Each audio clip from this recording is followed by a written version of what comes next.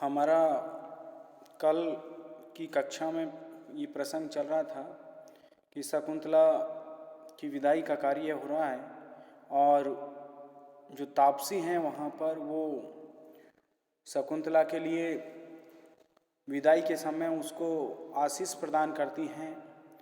तो पहली जो तापसी है वो तो कहती है तुम पति का जो सम्मानजनक महारानी पद है उसको प्राप्त करो, और दूसरी तापसी उनके लिए आशीष प्रदान करती है तुम वीर पुत्र पैदा करने वाली बनो, और तीसरी तापसी कहती है कि तुम पति का बहुत अधिक सम्मान प्राप्त करो। ये हमारा कल प्रसंग चल रहा था। अब देखिए, सख्यौ उपसृत सखी सुख मज्जनम ते भवतु। तो यहाँ पर देखिए दोनों सखियाँ पास में जाकर के, उपसृत पास में जाकर के, सखी सुख मज्जनम ते भवतु, ते सुख मज्जनम भवतु, तुम्हारा जो ये स्नान है ये सुखकर होवे। तो शकुंतला स्वागतम में सख्यों, मेरी सखियों का स्वागत है। इतो निश्चितम, यहाँ बैठो। उभे, दोनों जो सखियां हैं वो मंगल पात्राणी आदाय, मांगलिक चीज़ों से युक्त पात्र को ला करके उपवेश बैठ करके हला सज्जा भव, सखी तैयार हो जाओ। यावते मंगल समालंबनम विरच्यावे, तब तक हम तुम्हारे जो मांगलिक अलंकरण हैं, प्रस्थान कालिक जो अलंकरण हैं उनको तैयार करती हैं। तो शकुंतला इदम अपि बहु मंतव्यम, ये मेरे लिए बहुत सम्मान की बात है, मान्य बात है। दुर्लभम इदानीम में सखी मंडनम भविष्यति, इदानीम इस समय मेरे लिए जो सखियों के द्वारा किया जाने वाला जो अलंकरण है वो दुर्लभ हो जाएगा, यानी आज के बाद मेरे लिए सखियों के द्वारा किया जाने वाला अलंकरण दुर्लभ हो जाएगा। उभे, दोनों कहती हैं सखी उचितम न ते मंगल काले रोदितुम, दोनों सखियां कहती हैं कि मंगल काले रोदितुम ते न उचितम, इस मांगलिक समय में मंगल के अवसर पर तुम्हारा जो रोदितुम रोना है वो न उचितम, उचित नहीं है। प्रियम वदा इति अश्रूणि प्रमज्ज नाट्येन प्रसादयत है, इस प्रकार से आंसुओं को, प्रमज्ज का मतलब पहुँच करके, नाट्येन प्रसादयत, वो अलंकरण का नाटक करती है, अलंकृत करने का अभिनय करती है। प्रियम वदा आभरणो उचितम रूपम आश्रम सुलभई प्रसाद नहीं विप्रकार्यते, प्रियमदा कहती है आभरणो उचितम रूपम, आभूषणों के योग्य जो रूप है, सुंदर रूप है, वो आश्रम सुलभई प्रसाद नहीं विप्रकार्यते, वो आश्रम में जो अलंकरण के साधन मौजूद हैं उनसे विप्रकार्यते, उनसे विकृत किया जा रहा है। यानी शकुंतला का जो सौंदर्य है वो बहुत अधिक सुंदरता लिए हुए है। तो ये आश्रम में जो अलंकार के साधन हैं उनसे ये विकृत किया जा रहा है। प्रवेश उपायन हस्तव ऋषि कुमार को, दोनों जो ऋषि कुमार हैं वो उपायन का मतलब भेंट के रूप में, हस्तौ ऋषि कुमारों प्रवेश, भेंट के रूप में अलंकारों को दोनों ऋषि कुमार लेकर के प्रवेश करते हैं। और उभौ, दोनों कहते हैं इदम अलंकरणम, ये आभूषण हैं, अलंक्रियताम अत्र भवति, इनको आप अलंक्रियताम, इनको आप अलंकृत करें, इस देवी को आप अलंकृत करें। सर्वा विलोक विस्मिता, सभी देख करके आश्चर्यचकित हो जाते हैं। यानी जैसे ही वो ऋषि कुमार आभूषण प्रदान करते हैं तो उन आभूषणों को देख करके सब लोग आश्चर्यचकित हो जाते हैं। तो गौतमी कहती है वत्स नारद कुतः एतत्, वत्स नारद, बेटे नारद, एतत् कुतः, ये कहाँ से आए।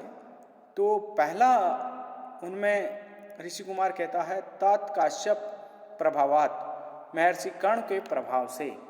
तो गौतमी कहती है कि मानसी सिद्धि, क्या ये उनकी मानसिक संकल्प के परिणाम स्वरूप प्राप्त हुए हैं, ये उनकी मानसिक सिद्धि है।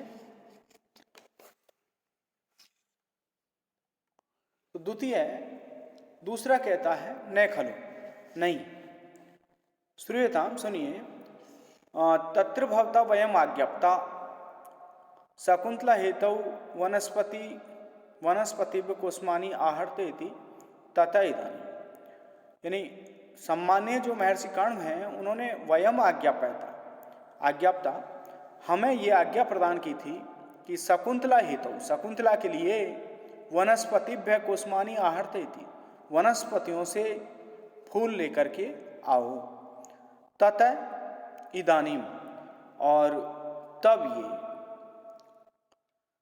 क्षौमम केंचित इंदु पांडु तरुणा मांगल्यम आविष्कृतम निष्ठिय चरणो भोग सुलभ लाक्षारसे केंचित अन्येभ्यो वन देवता करतलई आपरो भागो उत्थितई दत्तानि आभरणानि तत्किश्ल उद्भेद प्रतिद्वंद भी। अब देखिए इसका अन्वय के अनुसार अर्थ लेंगे कि केनिचित तरुणा, कुछ वृक्षों के द्वारा इंदु पांडु का मतलब है चंद्रमा के समान श्वेत वर्ण के, मांगल्यम क्षौमम आविष्कृतम, मांगल्यम का मतलब मांगलिक, क्षौमम का मतलब रेशमी वस्त्र, आविष्कृतम का मतलब उत्पन्न किए, पैदा किए या निकाल करके दिए। तो कुछ वृक्षों ने चंद्रमा के समान श्वेत वर्ण के मांगलिक रेशमी वस्त्र प्रदान किए। इसके बाद केनचित तरुणा, फिर कुछ वृक्षों ने चरणों उपभोग सुलभ, चरण का मतलब पैर और उपभोग सुलभ का मतलब उसके लगाने की जो लाक्षारस है, महावर है, उसको निष्ठुय, उसको निचोड़ा। यानी कुछ वृक्षों ने तो शकुंतला को पहनने के लिए रेशमी वस्त्र प्रदान किए और कुछ वृक्षों ने शकुंतला के पैरों में लगाने के लिए महावर को निचोड़ा। अन्येभ्य वृक्षेभ्य, और जो दूसरे वृक्ष थे उन्होंने आपर्व भाग उत्थितई, आपर्व भाग का मतलब है कलाई तक का जो भाग है उससे निकले हुए, यानी कलाई वाले भाग से निकले हुए किश्ल उद्भेद प्रतिद्वंद भी, और नवीन कौपल से मानो वो प्रतिस्पर्धा कर रहे हों, ऐसे वन देवता करतलई, ऐसे वन देवताओं ने अपनी अंगुलियों से आभरणानि दत्तानि, आभूषण प्रदान किए।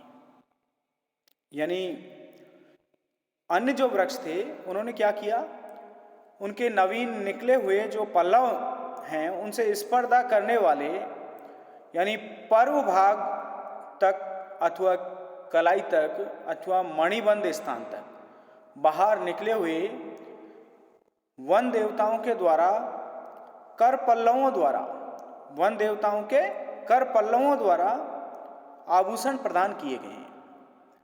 तो यहाँ पर जो शकुंतला के लिए प्राकृतिक रूप से जो आभूषण प्रदान किए गए उनका यहाँ पर वर्णन किया गया है। महाकवि कालिदास ने शकुंतला को प्रकृति की पुत्री के रूप में बतलाया है और प्रकृति ही उनकी साज सज्जा के जो आभूषण और वस्त्र हैं उनको प्रदान करती है।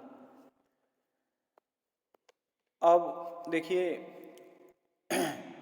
यहाँ पर इस श्लोक में इंदु पांडु पद में उपमा अलंकार है और अनुप्रास अलंकार भी है और इसमें शार्दूल विक्रीडित छंद है।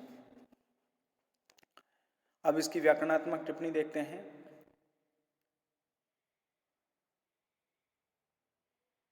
आविष्कृतम, आविष सबसे क्री धातु और तय प्रत्यय, आविष्कृतम। निष्ठुयत, निउपसर्ग पूर्वक स्थिव कर्मणि धातु से तय प्रत्यय निष्ठूयत। चरणों भोग सुलभ है, चरणियों भोगाय अनुरंजनाय सुलभ है। उद्भेद उत उपसर्ग पूर्वक भेद धातु से घय प्रत्यय। तो ये इसकी व्याकरणात्मक टिप्पणियां हैं। अब आगे देखिए, प्रियंवदा शकुंतलाम विलोक। प्रियंवदा शकुंतला को देख करके हला अनिया अभ्युपत्या सूचितम ते भर्तृगेहे अनुभवितव्या राजलक्ष्मी थी। हला सखी अनिया अभ्युपत्या यानी वनस्पतियों की इस कृपा से ये सूचित हो रहा है, मालूम हो रहा है, ते भर्तृगेहे अनुभवितव्या राजलक्ष्मी थी, तुम्हारे द्वारा पति के घर में राजलक्ष्मी का उपभोग किया जाएगा। शकुंतला व्रीडाम रूपयति, शकुंतला लज्जा का नाटक करती है। यानी शकुंतला से उनकी सखी प्रियंवदा ये कहती है कि वनस्पतियों के द्वारा इस तरह से आप पे कृपा की गई है, तो उससे तो ऐसा लग रहा है कि आप अपने पति के घर में जाकर के राजलक्ष्मी का उपभोग करोगी। तो शकुंतला की ये प्रशंसा की जाती है, तो शकुंतला लज्जा का नाटक करती है।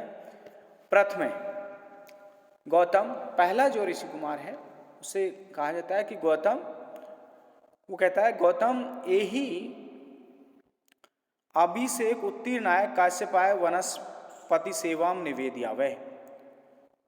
आओ अभिषेक उत्तीर्णाय, स्नान करके निकले हुए, स्नान करके आए हुए महर्षि कर्ण से वनस्पति की जो सेवा है, वनस्पति ने जो शकुंतला के लिए सेवा की है उसका निवेद्यावै, उसका हम निवेदन करते हैं।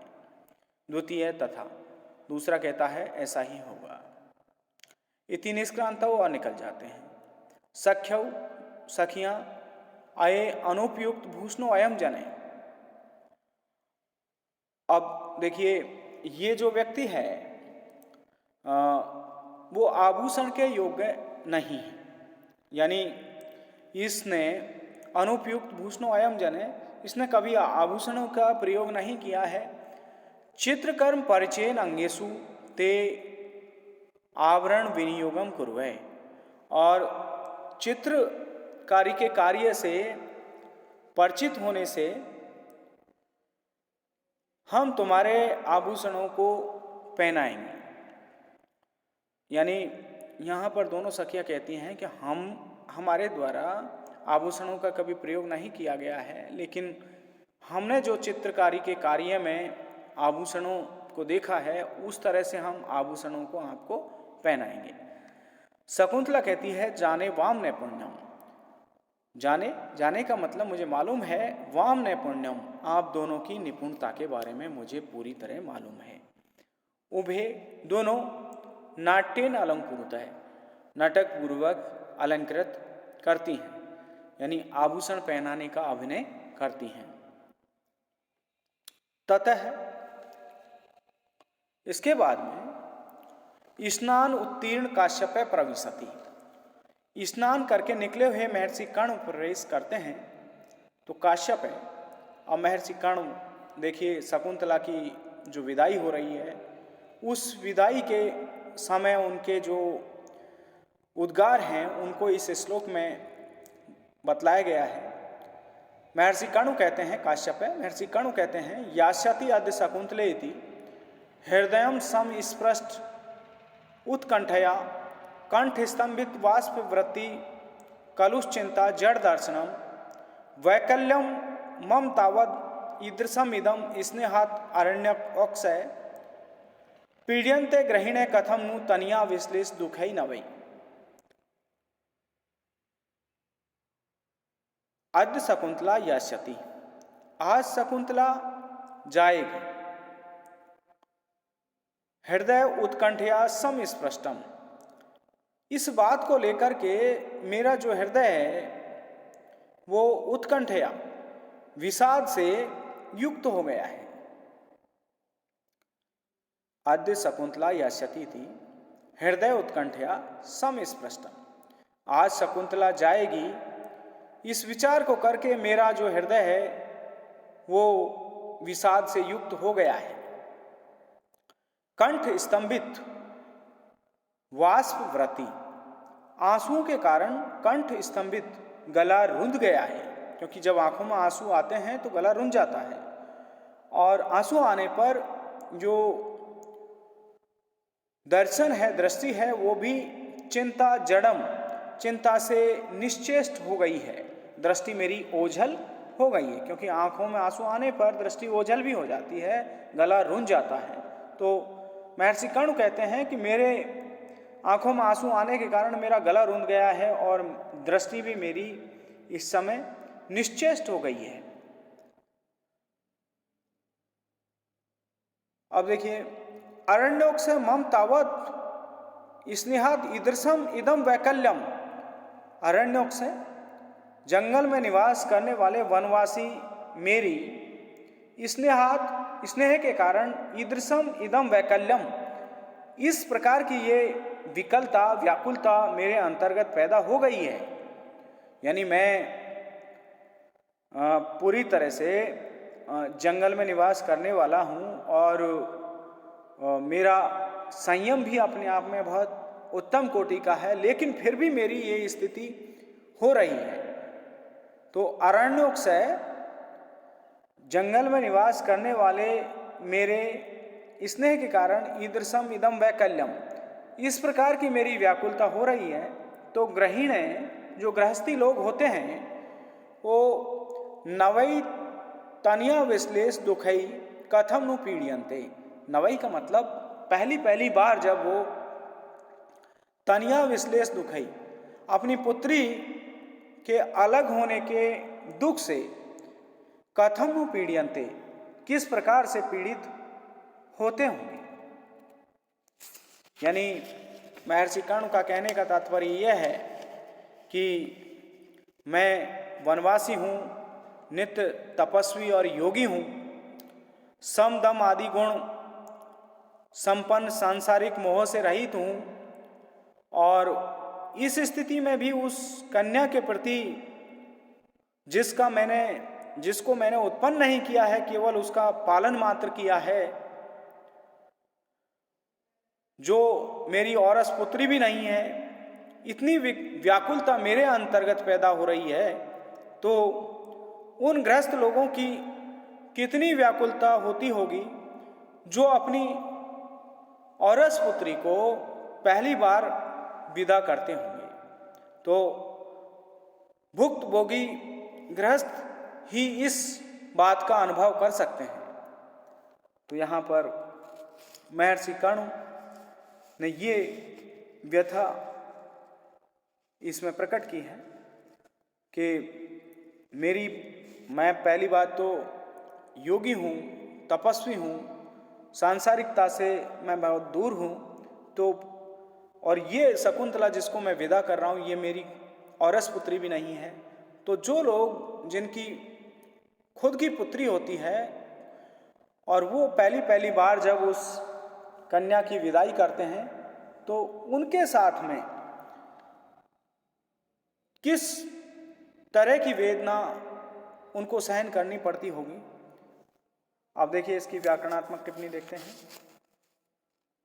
सम स्पृष्टम, सम उपसर्ग पूर्वक स्पृश धातु से तय प्रत्यय, दर्शनम दृश्य धातु से ल्यूट प्रत्यय दर्शनम, विश्लेष है वि उपसर्ग पूर्वक श्लिष धातु से घय प्रत्यय, पीड़यन्ते पीड़ धातु से कर्म में लट लकार है।